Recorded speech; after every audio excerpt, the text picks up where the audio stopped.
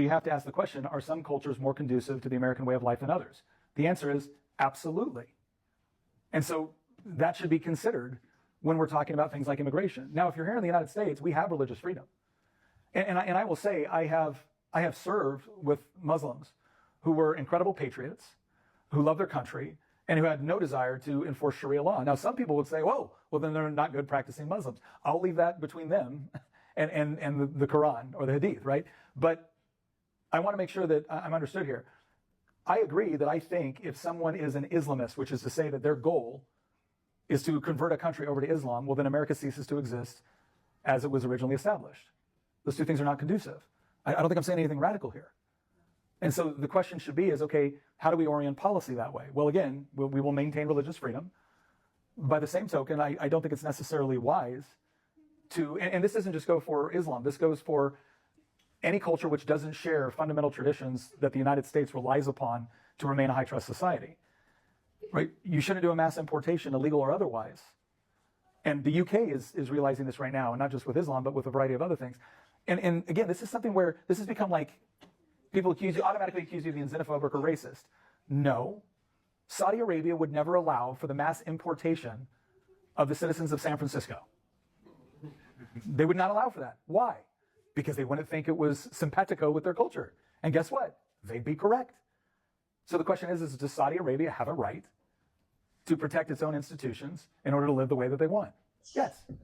And so do we. He brought up a pretty good point about how there's a lot of religions and some of them don't really fit the American way as much as others. And how the Islam religion is about taking over. And if they took over America and made everyone believe in that Islam stuff, then it really wouldn't be America. And it would go down in ruins real fast. Yeah, I pretty much agree with Domino with what he was saying, that like there's some other races that are exactly American, but like the Islam, it's like to take over and it would just change the whole entire effect of America.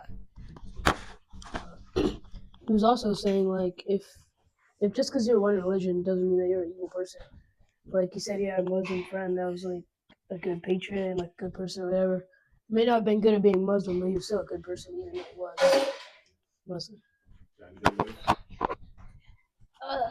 I don't know. Okay. Yeah. All right. So a couple things from that, guys, that I got that I want to highlight. The first thing being, like you said, AJ, obviously it's not saying anyone who practices religion or anyone who's a Muslim happens to be whatever.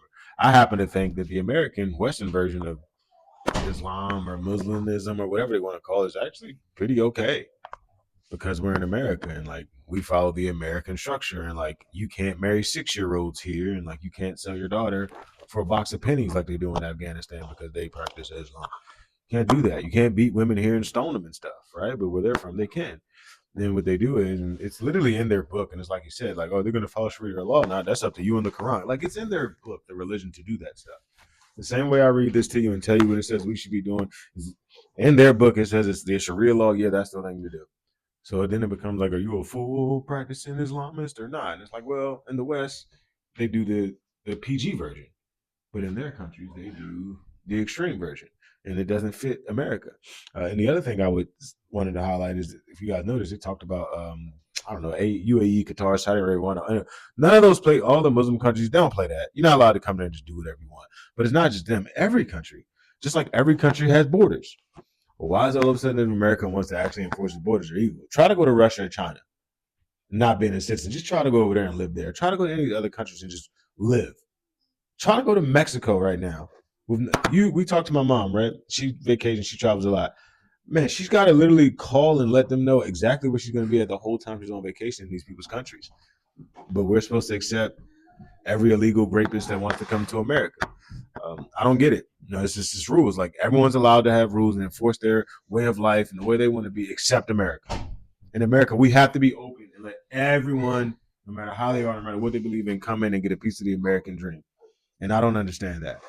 And people try a lot of ways to try to, they'll even say, oh, you got to keep people out of borders. Like, you think there's a border in heaven? Yeah. Yeah. There's a border around heaven. That's why you go to heaven or hell. Like what? If there was no border in heaven, that means everybody could just get in. That means nobody on earth would do anything. Why would you live in a certain way? Why would you do the right things instead of just doing all the selfish things that'll make your life easier, make you feel better? Because there's no border in heaven. Once you die, everybody gets to go. It's not how it works.